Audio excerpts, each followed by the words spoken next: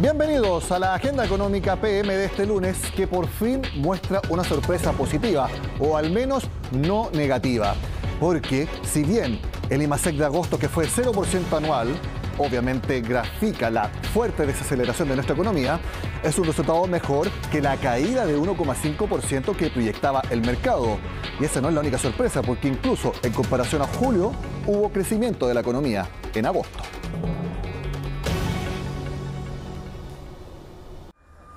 Anécdota que no rompe la tendencia. En eso concuerda el mercado luego de conocerse que el IMASEC de agosto no tuvo variación alguna con el mismo mes del año anterior, pese a que todas las proyecciones estimaban una baja de hasta 1,5%. Incluso al comparar agosto con julio hubo crecimiento de 0,6 puntos. Toda una sorpresa. ¿Qué fue lo que pasó? Esta idea de que nos dirigíamos hacia una situación económica particularmente crítica, en la práctica ha sido bastante más moderada. Que esto se debe a factores muy puntuales, digamos, a lo mejor algún factor estacional, o uno puede especular, por ejemplo, que previo al plebiscito se adelantaron algunos proyectos, y eso hizo que la actividad en agosto fuera mayor a lo esperado. Mirando en detalle el reporte, son los servicios los que siguen llevando el carro de la economía, y en este destacaron especialmente los educacionales, un rubro que sorprendió a los analistas, pero que podría tener explicación dado el aumento de la presencialidad y la reincorporación de más mujeres al mercado laboral. Si uno toma las últimas mediciones del mercado laboral, pareciera que las mujeres están volviendo al mercado laboral, y eso puede hacer que, por lo menos a niveles de niños más pequeños, digamos, requieran de servicios educacionales efectivamente. Pero eso no debería tener una incidencia tan fuerte, digamos, a nivel de la economía. En contraste, el comercio y la producción de bienes siguen mostrando caídas anualizadas de 10,5 y 1,8% respectivamente, dando cuenta que la recesión comienza a instalarse. Que agosto haya sido mejor a lo esperado no implica que haya sido bueno, dicen los expertos. Más bien responde a que el freno de la economía está siendo más lento de lo previsto. Así, este IMASEC no debería cambiar mayormente las proyecciones de crecimiento para este año, pero sí las de política monetaria. Hay un poquito más de persistencia en la demanda agregada y también hay mayor persistencia en el tipo de cambio, que se mantiene cercano a los 1.000 pesos. Es posible que el Banco Central tenga que seguir aplicando una política monetaria aún más restrictiva en los próximos meses.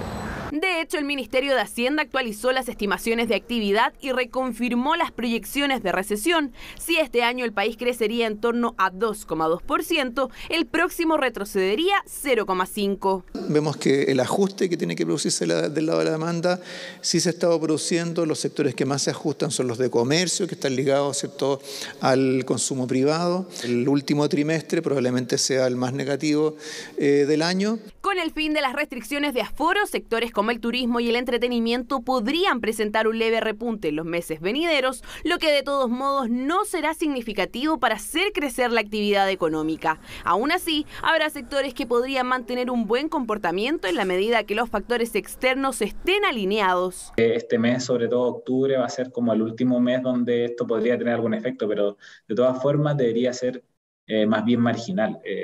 A lo mejor le da un impulso por un par de meses o de aquí hasta diciembre. Posiblemente el sector transable puede empezar a tirar el carro porque el tipo de cambio va a ayudar al sector transable, pero eso también va a depender de qué pase con la economía internacional. Hay una tremenda incertidumbre de qué está pasando en el resto del mundo que sin duda nos afecta. Somos una economía pequeña, abierta al mundo. En lo sucesivo, los analistas sostienen que deberíamos seguir viendo bajas en el IMASEC al menos hasta la mitad del próximo año. De hecho, algunas estimaciones prevén que septiembre caerá entre 1 y 1,3% anual.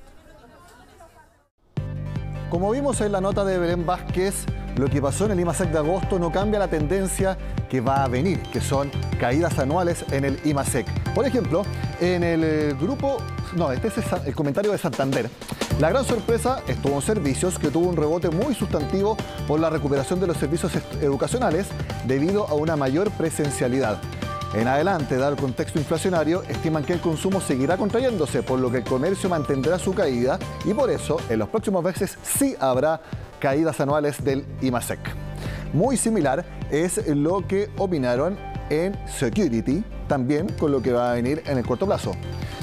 También hablan de un IMASEC que sorprendió de manera positiva, pero la economía seguirá en desaceleración en los próximos trimestres debido al deterioro de las condiciones financieras externas, además de la elevada incertidumbre local. Ellos mantienen su proyección de 1,5% de crecimiento este año y de caída de 1 punto para el próximo. Finalmente revisamos a Banchile, que no dice nada diametralmente opuesto, sino que bastante en línea con los anteriores comentarios. A pesar de esta sorpresa al alza, explicada por factores puntuales, el proceso de ajuste de la actividad económica continúa y también confirma que en los próximos meses seguirá la desaceleración del IMASEC de manera progresiva.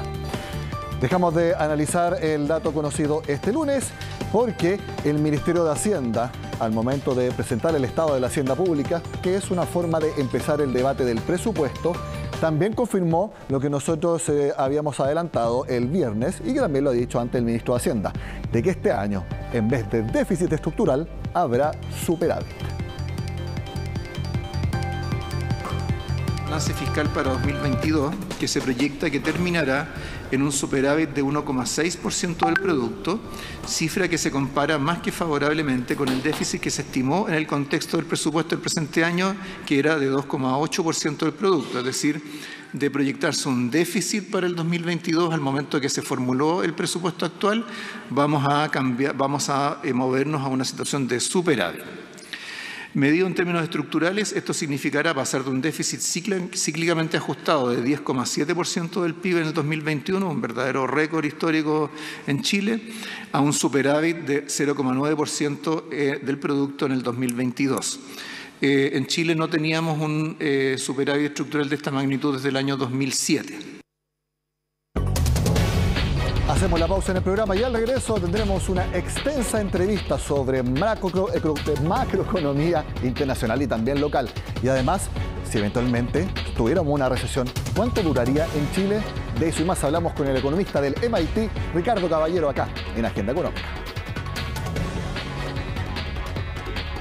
La alta inflación es un fenómeno mundial. La pregunta es, ¿tendremos que acostumbrarnos a vivir con ella por muchos años? Es parte de lo que conversaremos con el economista chileno del MIT, Ricardo Caballero, que está con nosotros en Agenda Económica. Ricardo, gracias por conversar con CNN Chile. Mucho gusto, Nicolás, un placer. Nosotros nos conversábamos hace 3 años, que fue la última vez que viniste presencialmente a Chile para el mismo seminario del grupo Security. Obviamente, un escenario económico mundial distinto en muchos factores respecto al que tenemos actualmente.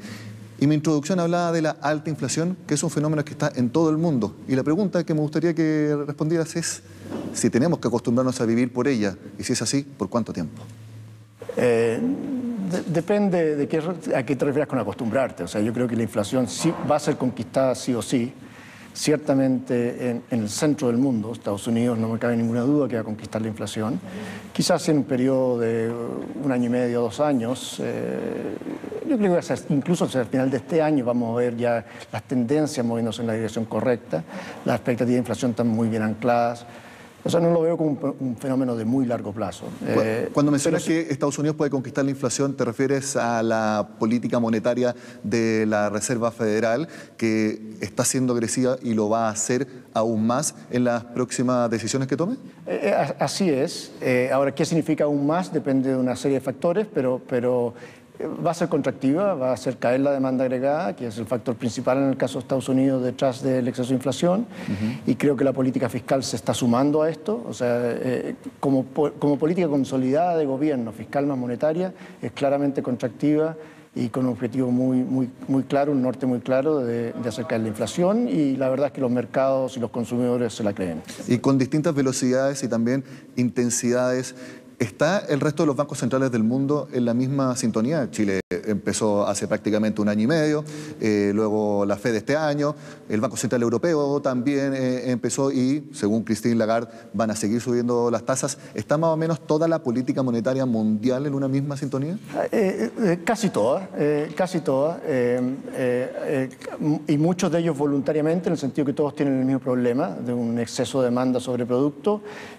No es en todos lados el mismo problema. En Europa no es tanto por un exceso de demanda, sino porque la oferta agregada está muy contraída, producto del shock energético. Pero el problema es el mismo. Entonces, Todos los bancos centrales casi todos los bancos centrales están en lo mismo. Hay excepciones, especialmente en Asia, ¿no? China no tiene un problema de inflación significativo. Aún así, puede necesitar subir la tasa de interés simplemente porque el tipo de cambio se le está depreciando muy rápidamente como resultado de las políticas monetarias en el resto del mundo. Chile tiene una situación muy similar a la de Estados Unidos. Partió antes porque tenía también un shock de demanda agregada más grande que el que tuvo Estados Unidos. Y no tiene la gracia del escenario en este momento en Estados Unidos, que es que las expectativas de inflación están menos ancladas que allá. En consecuencia, para el mismo nivel de brecha de producto, Chile necesita ser más contractivo que Estados Unidos. Cuando hablamos de la tasa de interés, ¿es el factor más importante para determinar cómo va a seguir la trayectoria de la inflación en el mundo? Porque también ha hablado de choque de los precios de la energía. Tiene que ver mucho con el conflicto geopolítico entre Rusia y Ucrania. Ya, al parecer, las cadenas logísticas se están normalizando. Entonces, ¿es ese el gran factor, no solamente de la inflación, sino que también del devenir económico del mundo de los próximos años? No, es totalmente correcto. O sea, lo que tenemos en este momento es una brecha de productos, es que la demanda es mucho más alta que la oferta. Hay muchos factores que hacen caer la demanda y hay muchos factores que pueden hacer subir la oferta. Y todos esos factores ayudan. En el caso de la demanda, por ejemplo, independientemente de la política monetaria y de la política fiscal, estamos viendo, ¿no es cierto?, efecto riqueza. La riqueza se ha desplomado en Estados Unidos de una cosa del orden de 15 trillones de dólares desde que comenzó el apretón del comienzo de este año. Eso tiene efecto sobre la demanda agregada, es inercia, independientemente de si hay política monetaria adicional o no.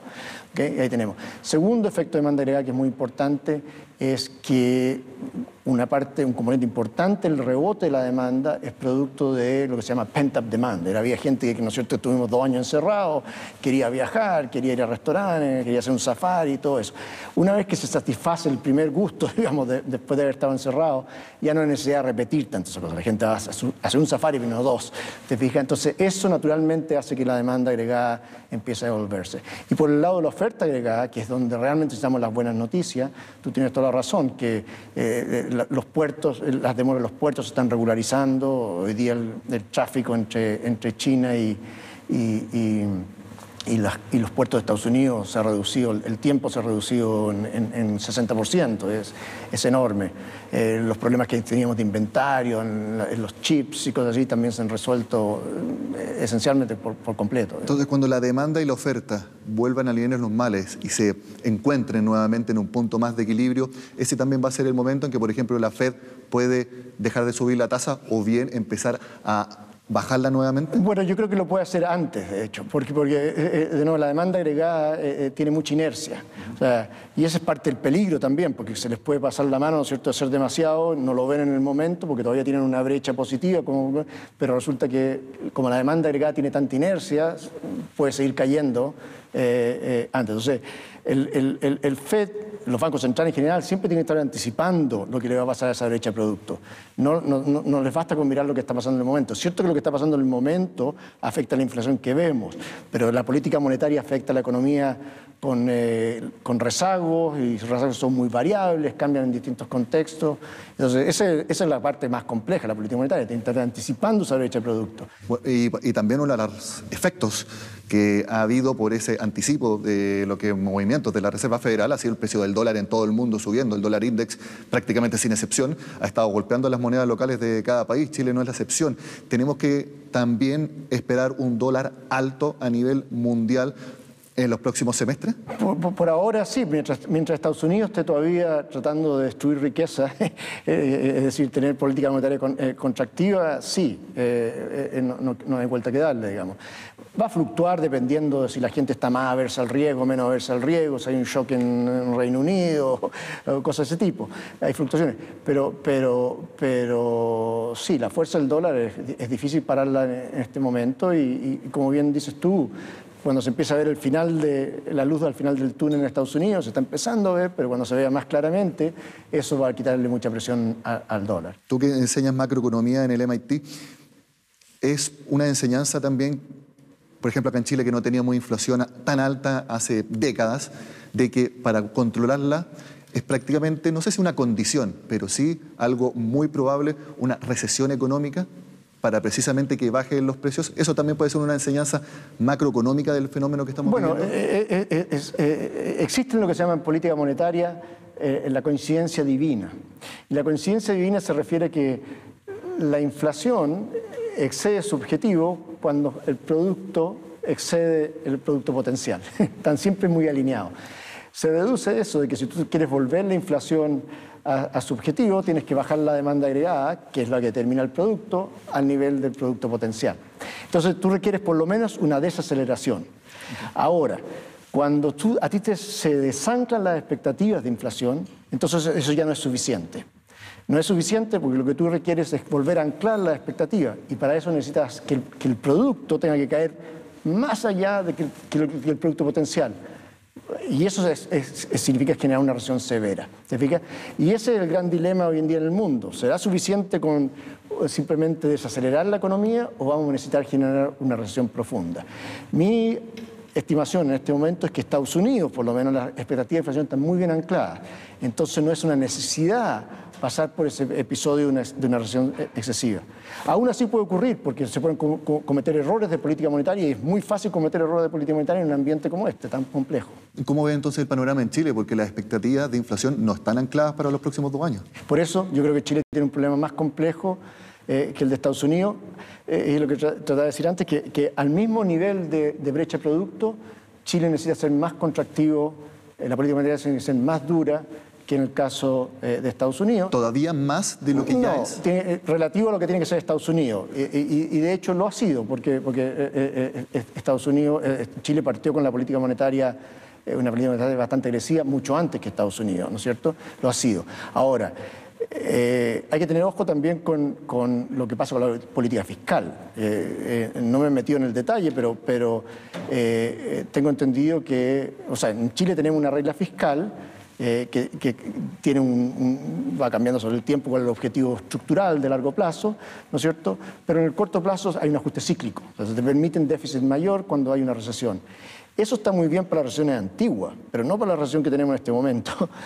Y cuando tenemos la combinación de una tasa de interés en torno al 11% y un gasto fiscal que el próximo año va a crecer 4,2%, y mucho de ese gasto va a ser para inversión pública, del aumento del gasto para inversión pública y también para pensiones, ¿nos da la impresión de que sea un aumento de gasto que vaya a liquidez para los hogares, que fue lo que causó también mucha inflación en nuestro país? Entonces, una tasa de interés en ese nivel y este nivel de aumento de gasto fiscal, ¿da la impresión de que podría no provocar grandes presiones inflacionarias? Puede serlo. Yo no he mirado la mezcla en particular, pero sí el punto que debería ser es que, a diferencia de lo que pasa en una recesión típica del pasado, en la recesión que se puede generar aquí en el caso de Chile, la política fiscal, el efecto de demanda agregada que pueda tener la política fiscal debe ser compensado por el Banco Central. Es decir, si la política fiscal fuera más expansiva, que normalmente lo es durante recesiones, eso significa que el Banco Central tiene que subir las tasas más que lo que habría tenido que hacer sin la política fiscal expansiva. ¿Te fijas? Porque el consolidado de la política fiscal más la política monetaria tiene que ser contractiva, no hay vuelta que darle. Ahora, eso no quiere decir que uno no pueda querer tener una política fiscal expansiva, porque la política fiscal es mucho más dirigida en principio, puede serlo, que la política monetaria. Entonces tú puedes necesitar transferencias a cierto grupo de gente, etcétera. Pero el único punto es que el efecto de demanda agregada que se genera con eso tiene que ser compensado por la política monetaria. ¿Cómo ve el panorama de la actividad en Chile? Este lunes hubo una sorpresa, porque se esperaba que el IMASEC de agosto tuviera una caída anual en torno a 1,5 puntos y fue 0.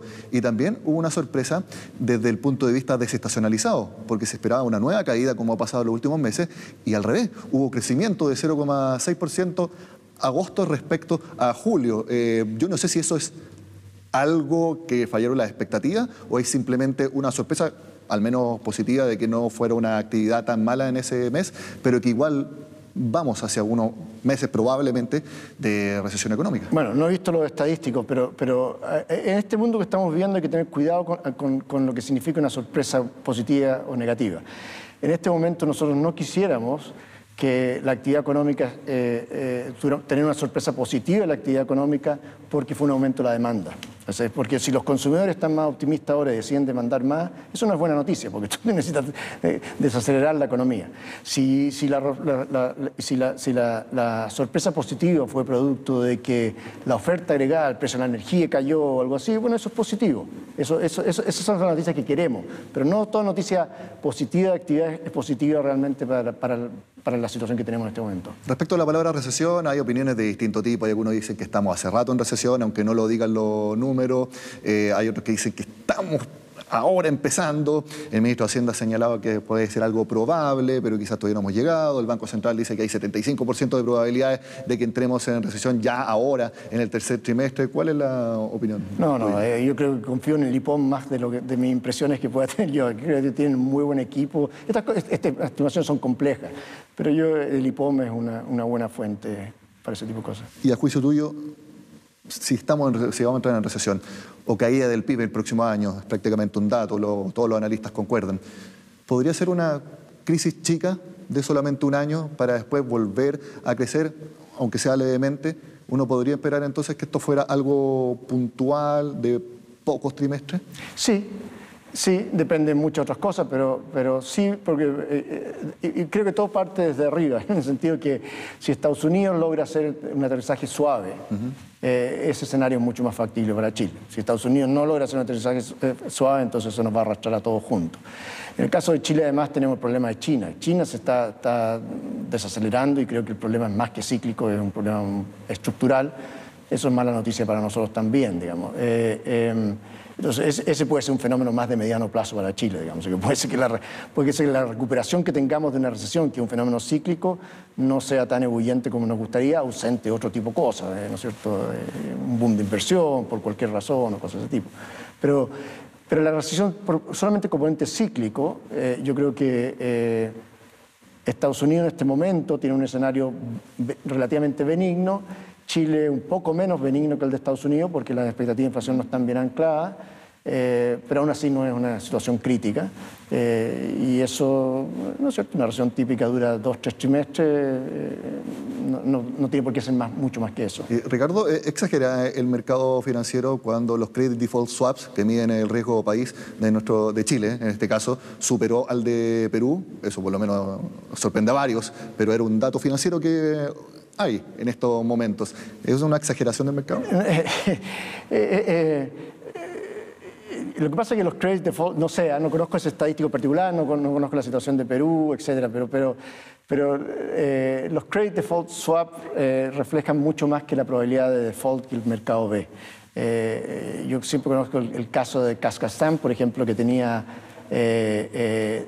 credit default swap, que se movían para todos lados y no tenían deuda pública. O sea, reflejan muchas otras cosas. A veces son un instrumento que se usa particularmente para apostar contra un país o en el país. Entonces, no hay que interpretarlo como la probabilidad de no pago de deuda, digamos, de interpretación del mercado de eso. De la misma manera, entonces, si Moody's... Pero es un mal indicador. De la misma manera, si Moody's baja la calificación de Chile, tampoco entonces hay que solamente interpretarlos como que sube el riesgo de que Chile no cumpla con sus compromisos. No, pero yo creo que Moody's está en el negocio, que lo haga bien o mal es otro tema, pero Moody's sí está en el negocio no en el negocio del mercado, está en el negocio de determinar cuál es la probabilidad de que haya un no pago, un evento crediticio.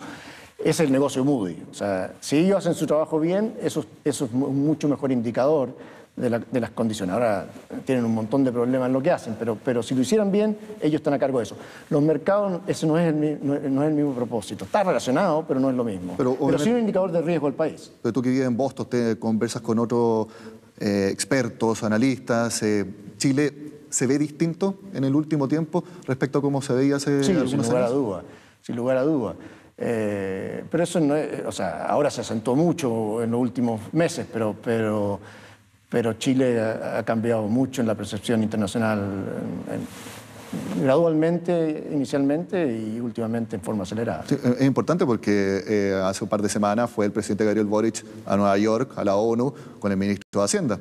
Y uno de los objetivos era, no sé si la palabra es convencer, pero hablar con los inversionistas para que sigan confiando en nuestro país. Y la gran pregunta es, ¿cuál es la percepción que se quedaron los bancos de inversión, los analistas financieros, etcétera, respecto al futuro de nuestro país. ¿Cuál es la percepción que crees tú? Bueno, yo no he hablado con ellos al respecto, las conversaciones son interesantes, pero las acciones son eventualmente lo importante. En ese sentido, obviamente, lo que pasó durante el plebiscito fue mucho más importante que cualquier conversación que puedan haber tenido allá. Seguramente los inversionistas quieren saber qué reacción iba a haber, pero los inversionistas son cuidadosos, van a mirar cuáles son las acciones que siguen a ese resultado para determinar sus inversiones, digamos. Pero no cabe ninguna duda que Chile tiene un riesgo político en este momento. Y en el futuro, ¿cuál va a ser el factor más importante de la política interna para precisamente impactar a los inversionistas? Impactar puede ser un factor negativo, positivo, ahí los inversionistas lo dirán. La reforma tributaria, la reforma de pensiones, este nuevo proceso constituyente que se está discutiendo. O sea, esos son factores estructurales e indudablemente afectan especialmente la inversión real. Para la inversión real los horizontes son mucho más largos, ¿no es cierto? Y claramente cómo se resuelva todo eso es muy importante para las inversiones reales. Para las inversiones financieras hay un fenómeno cíclico también que es muy importante, cuán responsable se está manejando la parte política monetaria, la política fiscal. Pero eso está bastante bien Chile. Ricardo Caballero, economista del MIT, como siempre, gracias por estar en Agenda Económica. Muchas gracias, Nicolás, un gusto como siempre.